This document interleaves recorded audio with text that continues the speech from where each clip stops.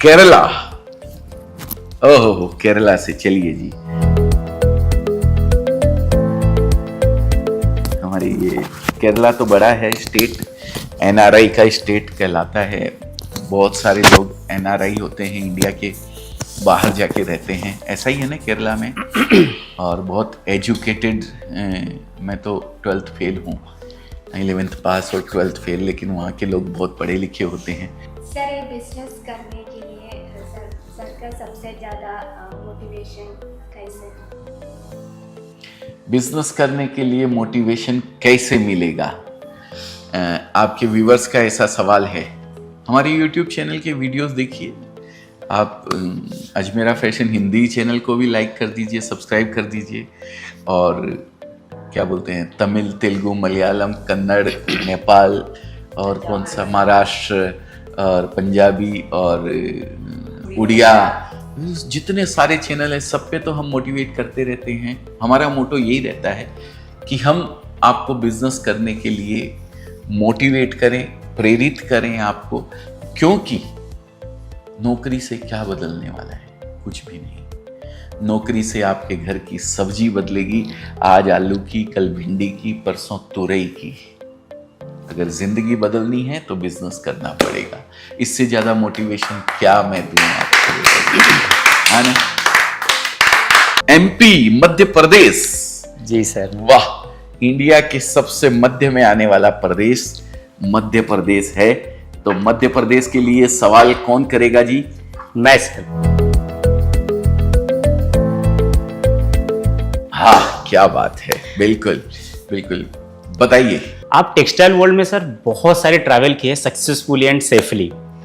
उस ट्रैवल के दौरान कभी सर ऐसा कोई फैब्रिक या फिर ऐसी कोई डिजाइन जो आपको पसंद आई हो पर्सनल लेवल पे, मुझे पसंद आया, बट उसका ट्रेंड अभी सूरत में हो या फिर मतलब मार्केट में अभी ट्रेंड नहीं हो, बट उसका फ्यूचर हो सकता है, बट इसके दौरान अगर आपको ये पॉजिटिव लगा भी वहां पे इसका फ्यूचर हो सकता है, बट जब एज अ बिजनेसमैन या फिर एज अ बिजनेस वुमन जब हम कोई चीज इंप्लीमेंट करते हैं वहां पे क्रिएटिविटी और प्रैक्टिकलिटी, मतलब कुछ सोचना और उसको प्रैक्टिकल में करने में, उस दोनों को सर बैलेंस कैसे किया जाता है?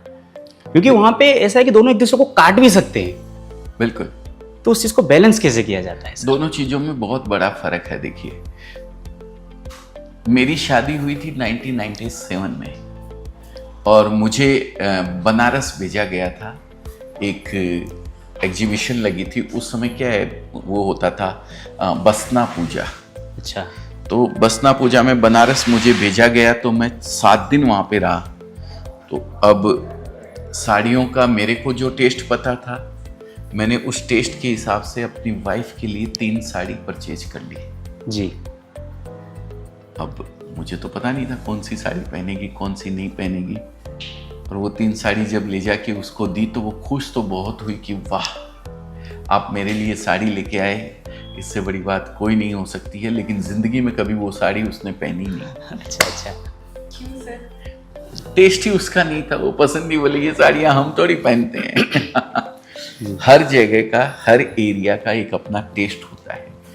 आपको बिजनेस करना है अपनी चॉइस से नहीं, अपने व्यापारी की चॉइस से। आपका व्यापारी क्या पसंद करता है, कैसी चीज आपका व्यापारी ले जाके अपने एरिया के अंदर बेचेगा तो उसका कपड़ा बिकेगा और वापस उसकी डिमांड आएगी। इस चीज का ध्यान रखना है। अब रहा सवाल ऐसा कि जब मैं ट्रेवल करता था और कहीं गया था, तो ये ट्रेजेडी तो मेरे साथ हुई। दूसरी कई बार ट्रेजेडी ऐसी होती थी मेरे साथ कि जो मैं लेके गया हूं उसको व्यापारी नकार देता था। क्या लेके आ गया? एम्ब्रॉयडरी की साड़ी जो आती थी, पहले प्रिंट साड़ियां बिकती थी, यहाँ पे एम्ब्रॉयडरी की साड़ी नहीं बिकती थी। तो एम्ब्रॉयडरी साड़ी उन्होंने जब पहली बार मुझे दिखाई तो बहुत आश्चर्य हुआ मुझे उस समय कि बाप रे बाप, इस तरीके की भी साड़ियां बनती है। और वो एम्ब्रॉयडरी साड़ी आती थी कलकत्ता से बन के, हैंड वर्क होता था उसके ऊपर। अच्छा। सूरत में एम्ब्रॉयडरी शुरू ही नहीं हुई थी। सूरत में एम्ब्रॉयडरी लगभग ये समझिए 2003 या 4 के अंदर आई थी।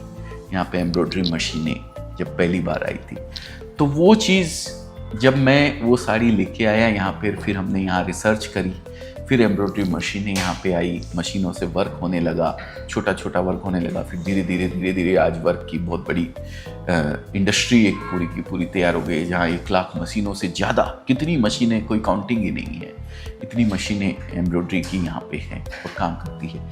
ऐसा ही हर समय, एनी टाइम, आज मैं ये समझूं अपने आप को कि नहीं मैंने सारी चीज़ की तैयारी कर ली है, तो वो नहीं, अगर मुझे अपग्रेड होना है तो मुझे रिसर्च बेस के ऊपर काम करना ही करना पड़ेगा। क्या नया दुनिया के अंदर चल रहा है, क्या नया आ रहा है, और उसी रिसर्च का पार्ट आज एक है